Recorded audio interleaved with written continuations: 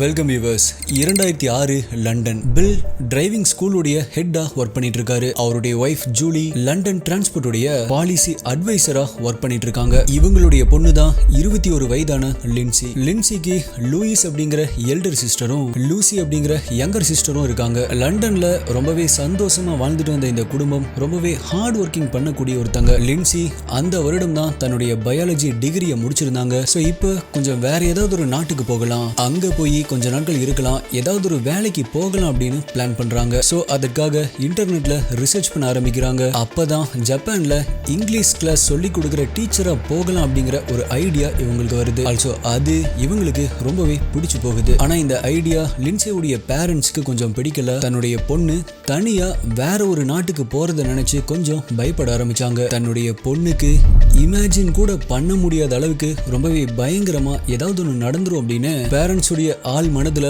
Instinct தோண ஆரம்பிக்குது. அப்படி அவங்களுக்கு தயக்கம் இருந்தாலுமே தன்னுடைய மகள் அங்க போகணும் அப்படின்னு ரொம்பவே விருப்பப்பட்டு கேட்டதால ஓகே நீ போயிட்டு வா அப்படின்னு அதற்கு அனுமதி கொடுக்குறாங்க. அப்படி லின்சே ஜப்பானுக்கு போறது கன்ஃபார்ம் ஆகி ஜப்பான் போறதுக்கு ஒரு சில நாட்களுக்கு முன்னாடி லின்சே உடைய ஓல்டர் சிஸ்டரான லிசா லின்சே கிட்ட நீ அங்க போன உடனே பத்திரமா இருக்கணும், உனக்கு அங்க போன லூசி பிளாக்மேன் அப்படிங்கிற பொண்ணுக்கு என்ன ஆச்சு அப்படின்னு தெரியும்ல அப்படின்னு லின்சே கிட்ட கேக்குறாங்க. லூசி பிளாக்மேன் அப்படிங்கிற பொண்ணு உன்ன மாதிரியே தான் இந்த உலகத்தை சுத்தி பார்க்கணும், நிறைய இடங்களுக்கு போகணும் அப்படின்னு ஒரு முறை ஜப்பான் போயிருக்கா. அந்த பொண்ணுடைய ஃப்ரெண்டு டோக்கியோல இருக்கிற நைட் கிளப்ல ஒர்க் பண்ணிட்டு இருந்திருக்காங்க. அவங்கள பாக்குறதுக்காக லூசி பிளாக்மேன் அடிக்கடி அந்த நைட் கிளப்புக்கு போயிருக்காங்க. அப்போ அங்க வந்த பணக்கார ஒரு நபர் 21 வயதான லூசிய ஒரு பிரைவேட் டேட்டுக்கு கூப்பிட்டு போயிருக்காரு. ஆனா அதுதான் அந்த பொண்ணை கடைசியா எல்லாருமே உயிரோட பார்த்தது. அப்படி காணாம போன அந்த பொண்ணு சரியா 7 மாதங்களுக்கு அப்புறமா ஆள் நடமாட்டமே இல்லாத ஒரு குகை பகுதியில அந்த பெண்ணுடைய உடல், கை, கால்கள் அப்படின்னு எல்லாமே வெட்டப்பட்ட நிலைமையில கண்டுபிடிக்கப்பட்டிருக்கு. சோ நீயுமே பார்த்து பத்திரமா இருந்துக்கோ அப்படின்னு லின்சேவுடைய அக்காவான லிசா இந்த உண்மையா நடந்த நிகழ்வை ஒரு எச்சரிக்கையா சொல்லியிருக்காங்க. இதை எல்லாமே கேட்டுட்டு லின்சே ஜப்பானுக்கு கிளம்பி போறாங்க. அப்படி கிளம்பி போன லின்சேக்கு அதை விட மிக கொடூரமான பயங்கரமான ஒண்ணு நடக்க போகுது அப்படிங்கிறது கண்டிப்பா அப்ப தெரிஞ்சிருக்க வாய்ப்பு இல்லை. அப்படி லின்சிக்கு ஜப்பான்ல என்ன நடந்துச்சு அப்படிங்கறத பத்தி தான் இன்னைக்கு வீடியோல நம்ம டீகோட் பண்ண போறோம். நீங்க பார்த்துட்டு இருக்கிறது சரவணன் டீகோட்ஸ்.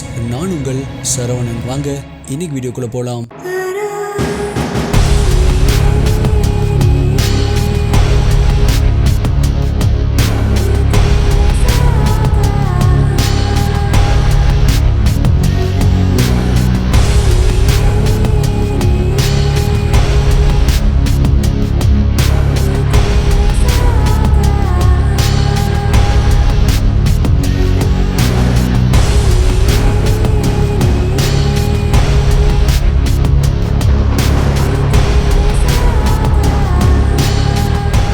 இந்த வீடியோவில் நான் சொல்கிற யூடியூப்ல காமிக்க முடியாத இமேஜஸ் மற்றும் வீடியோஸ் எல்லாமே நம்மளுடைய டெலிகிராம் குரூப்ல தான் அப்டேட் பண்ணுவேன். யூடியூப்ல கரெக்டாக நோட்டிஃபிகேஷன் வராதவங்களுக்குமே அங்கே இன்ஸ்டன்ட்டாக அப்டேட் வந்துடும். நம்ம அஃபீஷியல் டெலிகிராம் குரூப்புடைய லிங்கை டிஸ்கிரிப்ஷன் மற்றும் பின்னாடி கமெண்ட்ல கொடுத்துருக்கேன். அதில் ஜாயின் பண்ணி கண்டிப்பாக செக் பண்ணி பாருங்க.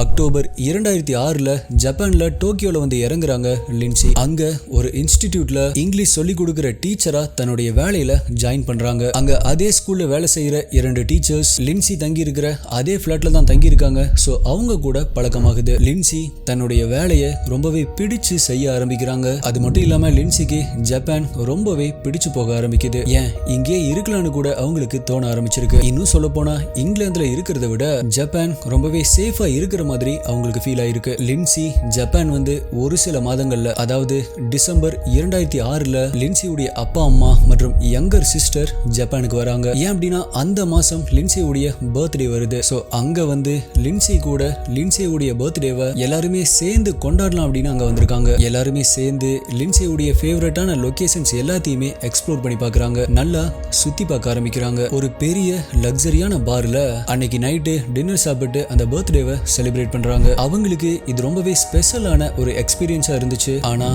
இதுதான் லின்சி கூட ரொம்பவே சந்தோஷமா இருந்த கடைசி நாள் அப்படிங்கிறதும், இதுதான் லின்சியுடைய கடைசி பிறந்த நாள் அப்படிங்கிறதும் கண்டிப்பா அப்போ அவங்களுக்கு தெரிஞ்சிருக்காது.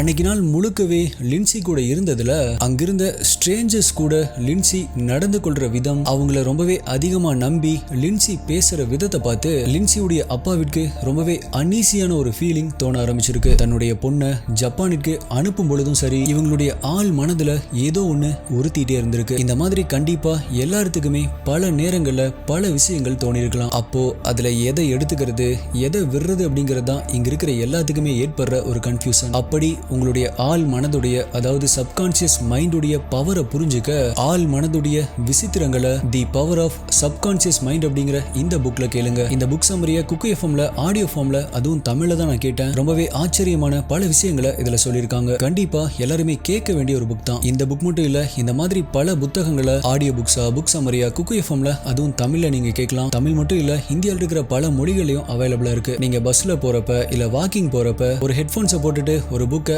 ஆடியோ ஃபார்மேட்ல ஒரு பாட்டு கேட்கிற மாதிரி கேட்டு முடிக்கலாம். இந்த குக்கு எஃப்எம் உடைய ஒரு வருட சப்ஸ்கிரிப்ஷனே வெறும் 399 மட்டும் தான். ஆனா நம்ம சேனல் சப்ஸ்கிரைபர்ஸ் T5T50 அப்படிங்கிற இந்த ஸ்பெஷல் கூப்பன் கோடை யூஸ் பண்ணீங்க அப்படின்னா அதிலிருந்து 50% டிஸ்கவுண்ட்ல வெறும் 199ல ஒரு வருடத்திற்கு எல்லா புக்ஸையுமே கேட்கலாம். டிஸ்கிரிப்ஷன்ல லிங்க் மற்றும் கூப்பன் கோட் கொடுத்திருக்கேன், யூஸ் பண்ணிக்கோங்க. சோ ஜப்பான்ல தன்னுடைய பொண்ணு ஸ்ட்ரேஞ்சர்ஸை அதிகமா நம்புறத பார்த்த லின்சியுடைய அப்பா இப்படி எல்லாத்தையுமே கண்மூடித்தனமா நம்பாதமா அப்படின்னு சொன்னதை லின்சி காதுல கூட வாங்கிக்கல. லின்சி ஒரு இங்கிலீஷ் டீச்சர். சோ அவங்களுடைய வேலைக்கு இப்படிதான் இருக்கணும் அப்படின்னு நினைச்சாங்க. ஆல்சோ அவங்களுடைய இந்த வேலையை ரொம்பவே விரும்ப ஆரம்பிச்சாங்க. அதே போல இவங்களுடைய பாய் ஃப்ரெண்டான ரயன் கூட வர சம்மருக்கு 2 பேருமே சேர்ந்து வேர்ல்டு டூர் போகலாம் அப்படின்னு முடிவு பண்ணியிருந்தாங்க. அதற்காக 2 பேருமே பணம் சேர்க்க ஆரம்பிச்சிருந்தாங்க. லின்சி செய்யற இந்த வேலையில வர பணத்தை சேவ் பண்ணி அடுத்த ஒரு வருடம் முழுக்க தன்னுடைய பாய் ஃப்ரெண்ட் கூட ஒரு வேர்ல்டு டூர் மாதிரி போயிட்டு அதற்கு பிறகு லண்டனுக்கே திரும்பி போய் அங்க தன்னுடைய ஸ்டடீஸை திரும்பவுமே கண்டினியூ பண்ணிட்டு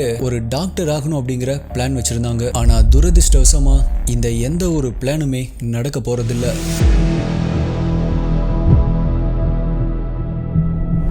இது எல்லாமே தலைகீழா படு பயங்கரமா மாறின நாள் தான் மார்ச் 25, 2007. அன்னைக்கு காலையில நேரமே வெளியே கிளம்பி போன லின்சி நைட் ஆகியுமே திரும்பி வரல அப்படிங்கறத கூட இருந்த பிளாட்மேட்ஸ் பாக்குறாங்க. லின்சி இந்த மாதிரி எப்பவுமே தனியா வெளியே போனதும் இல்ல, தனியா நைட்டு ஸ்டே பண்ணதும் இல்ல. அடுத்த நாள் காலையில லின்சி வேலை செய்யற ஸ்கூல்ல இருந்து லின்சியுடைய அப்பாவிற்கு போன் பண்ணி உங்களோட பொண்ணு 2 நாட்களா வேலைக்கு வரல, லீவ் அப்படிங்கறதையும் இன்ஃபார்ம் கூட பண்ணல அப்படின்னு சொல்லியிருக்காங்க. சோ கண்டிப்பா ஏதோ தப்பா இருக்கு. 5 நாட்களுக்கு முன்னாடி இவங்க கடைசியா உயிரோட பார்க்கப்பட்டது இவங்களுடைய ஃப்ரெண்ட்ஸோட சேர்ந்து ஒரு லோக்கல் பார்ல டைம் ஸ்பெண்ட் பண்ணிட்டு இருந்திருக்காங்க. அந்த பாருடைய ஓனர் என்ன சொல்லியிருக்காங்க அப்படின்னா, லின்சி ரொம்ப அதிகமா எல்லாம் குடிக்க மாட்டாங்க, ஜஸ்ட் ஃப்ரெண்ட்ஸோட இருப்பாங்க, இங்க ஃபுட்பால் மேட்ச் பார்த்துட்டு ஃப்ரெண்ட்ஸோட டைம் ஸ்பெண்ட் பண்ணுவாங்க, கரெக்டா டைமுக்கு கிளம்பி போயிருவாங்க. அதே போலதான் அன்னைக்குமே அவங்களுடைய பைக் எடுத்துட்டு கிளம்பி போனாங்க அப்படின்னு சொல்லியிருக்காரு. ஆனா அன்னைக்கு நாள் யாரோ ஒருத்தங்க லின்சிக்கு பின்னாடியே பின்தொடர்ந்து போயிருக்காங்க அப்படிங்கிறது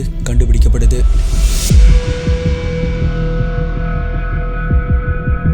ஃபிளாட்டுக்கு வந்த லின்சி ஃபிளாட்ல தன்னுடைய ரூம்மேட்ஸ் கூட இருக்காங்க. அப்போ யாரோ ஒருத்தர் கதவை தட்டுற சத்தம் லின்சிக்கு கேக்குது. கதவை ஓபன் பண்ண லின்சி வெளியே ஒரு யங் ஜாப்பனீஸ் மேன் நிக்கிறத பாத்திருக்காங்க. யார் நீங்க, உங்களுக்கு என்ன வேணும் அப்படின்னு கேட்டதுக்கு, இல்ல நீங்க இங்கிலீஷ் டீச்சர் அப்படின்னு சொன்னாங்க, சோ உங்ககிட்ட பிரைவேட்டா இங்கிலீஷ் லெசன்ஸ் கத்துக்கணும் அப்படின்னு கேட்டிருக்காரு. இதை கேட்ட லின்சி அந்த நபரை ஃபிளாட்டுக்குள்ள அனுமதிக்கிறாங்க. அப்படி உள்ள வந்த அந்த நபர் லின்சி கூட பேச ஆரம்பிச்சிருக்காரு. அப்படி பேசிட்டு இருக்கும் பொழுதே அந்த நபர் லின்சிய வரைய ஆரம்பிச்சிருக்காரு.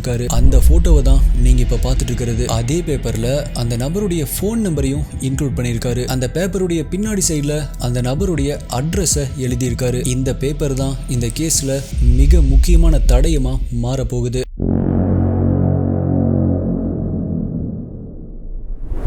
லின்சி அந்த நபருக்கு ஓகே நான் உங்களுக்கு இங்கிலீஷ் கிளாஸஸ் சொல்லித்தரேன் அப்படின்னு அக்செப்ட் பண்ணியிருக்காங்க. லின்சிக்கு அந்த நபரை நினைச்சு ஒரு அன்கம்ஃபர்டபுளான ஃபீலிங் இருந்திருக்கு. இருந்தாலுமே தன்னுடைய அப்கமிங் டூர் பிளானுக்கு சேவ் பண்ணி வைக்கிற எக்ஸ்ட்ரா மணியா இது உதவும் அப்படின்னு தான் இதுக்கு ஓகே அப்படின்னு சம்மதிச்சிருக்காங்க. அது மட்டும் இல்லாம லின்சி ரொம்பவே ஸ்மார்ட்டா தான் மூவ் பண்ணியிருக்காங்க. என்னதான் அந்த நபர் தன்னுடைய அட்ரஸை அந்த பேப்பருக்கு பின்னாடி எழுதிட்டு போயிருந்தாலுமே லின்சி தன்னுடைய சேஃப்டியை மனசுல வச்சுட்டு பிரைவேட் இங்கிலீஷ் கிளாஸஸா இருந்தாலுமே பப்ளிக் பிளேசஸ் எங்கேயாவது செலக்ட் பண்ணி அங்கதான் நான் உங்களுக்கு சொல்லித்தர முடியும் அப்படின்னு சொல்லியிருக்காங்க. அதன்படி தான் மார்ச் 25, 2007 அன்னைக்கு காலையில ரொம்பவே நேரமாவே பிளாட்ல இருந்து கிளம்பி யோட்டுகோ அப்படிங்கிற சிட்டியில் இருக்க அந்த நபர் வசிக்கிற அந்த அபார்ட்மெண்ட்டுக்கு பக்கத்தில் இருக்கிற காஃபி ஷாப்க்கு போறாங்க.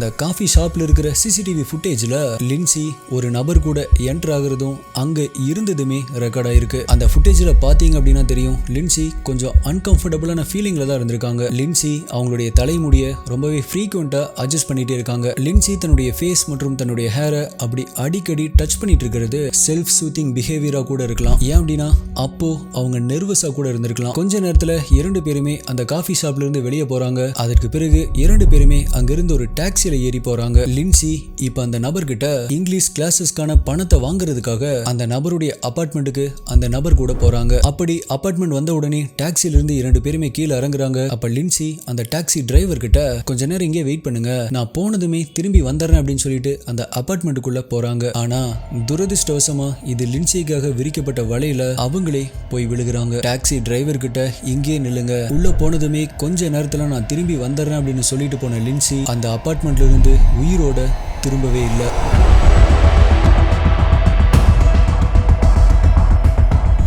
அபார்ட்மெண்ட்டுக்குள்ள போன லின்சிக்கு நடந்த கொடுமை, அவங்க கண்டுபிடிக்கப்பட்டப்ப அவங்க இருந்த விதம் ரொம்பவே கொடூரமான ஒண்ணா இருக்கும். அது மட்டும் இல்லாம அப்படி பண்ண அந்த நபர் யாரு அப்படிங்கறத கண்டுபிடிக்க ஜப்பான் போலீஸ்க்கு 2 வருடங்களுக்கு மேலாச்சு. அப்படி கண்டுபிடிக்கப்படும் பொழுது ஒரு மிகப்பெரிய ஷாக்கிங் ட்விஸ்ட் காத்துட்டு இருந்துச்சு. இது எல்லாமே என்ன அப்படிங்கறத இந்த கேஸுடைய பார்ட் 2 வீடியோல நாளை மறுநாள் பார்க்கலாம். இப்போ இந்த வீடியோ பார்த்துட்டு இருக்கிற பெண்கள் யாரா இருந்தாலுமே சரி, கண்டிப்பா உங்களுக்குமே இந்த மாதிரியான ஒரு நிலைமை வரலாம். ஆனா வெவ்வேறு சூழ்நிலைகள்ல வெவ்வேறான வடிவங்கள்ல வரலாம். கண்டிப்பா இந்த கேஸ் உங்களுக்கு ஒரு ஐ ஓப்பனிங் கேஸா இருக்கும். சோ பார்ட் 2 வீடியோவை மிஸ் பண்ணாம பாருங்க. லின்சிக்கு என்னாச்சு அப்படிங்கிற பார்ட் 2 வீடியோல மீட் பண்றேன். நன்றி, பாய்.